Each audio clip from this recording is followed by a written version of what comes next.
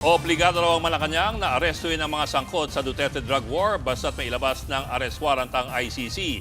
Ito'y matapos ituloy ng ICC na kasabwat sa drug war ang ilan pang dating opisyal kasama ng si Senator Bongo. Sa kabila niyan, pag-uusapan pa ng mga senador ang dapat gawin kapag biglang ipinaaresto ang kanilang mga kasamahan. Narito ang aking report. Senators Bato de la Rosa at Bongo. Kabilang sila sa 8 pinangalanan ng International Criminal Court o ICC bilang co-perpetrator o kasabwat ni dating Pangulong Rodrigo Duterte para sa kasong Crimes Against Humanity kaugnay ng drug war.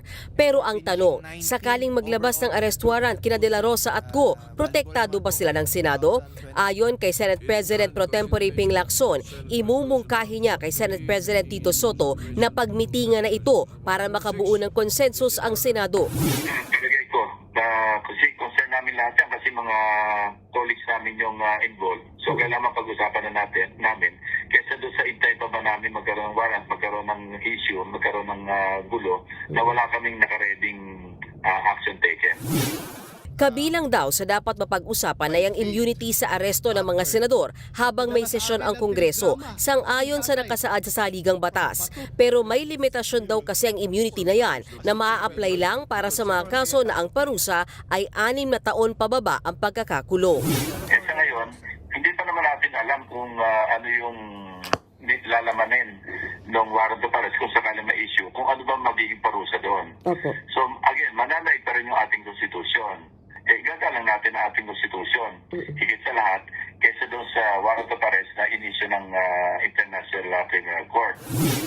Base raw sa konsultasyon ng senador sa legal experts, kailangang dumaan muna sa local court sakaling maglabas ng arrest warrant o summon ang ICC.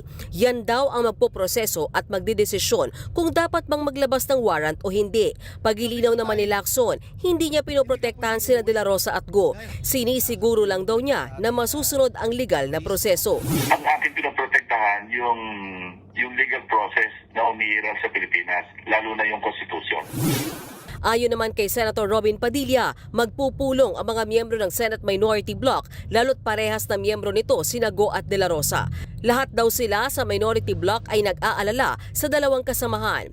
Ayon pa kay Padilla, naiyak siya nang tukuyin ng ICC na kasabwat sila de la Rosa at Go. Kapag nabigyan daw ng arrest warrant ang dalawa, ay magiging mag-isa na lang daw siya sa Duterte Bloc. Hindi raw ba depressing iyon?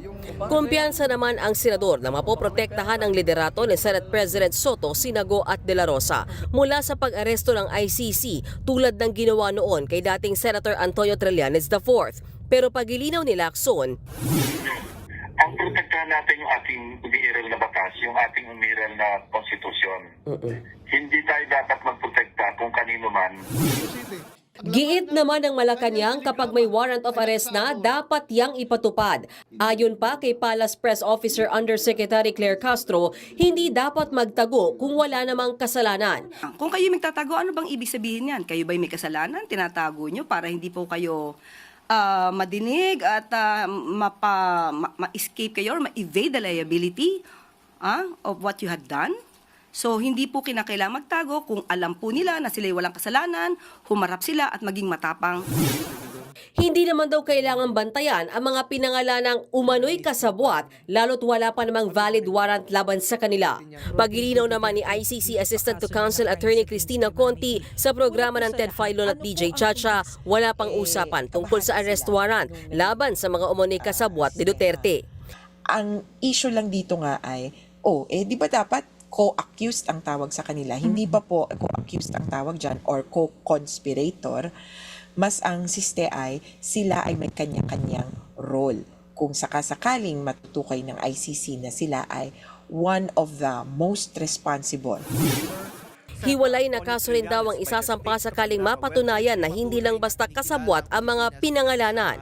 May sariling larga, may sariling buhay, yung magiging kaso nila.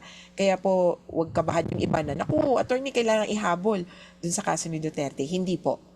Pwede namang hiwalay yung kanya. Una nang itinanggi ni Senator Go ang mga aligasyon matapos ilabas ang naturang dokumento. Wala raw basihan, one-sided at wala ring kinalaman sa kanyang pagiging special assistant kay Duterte ang nasabing akusasyon. Samantala, hanggang ngayon, wala pang pahayag si Senator De La Rosa na hindi pa rin pumapasok sa Senado mula nang umugong na may arrest warrant na siya sa ICC noong November 2025. Nagbabalita mula sa Frontline, Mean Los Baños, News 5. Mga kapatid, Ed Lingaw po, maging maalam at may pakialam sa mga napapanahong balita sa ating bansa. Para sa mas malilimang pagtalakay at paghimay sa mga issue at headlines, mag-follow at mag-subscribe sa social media pages ng News 5.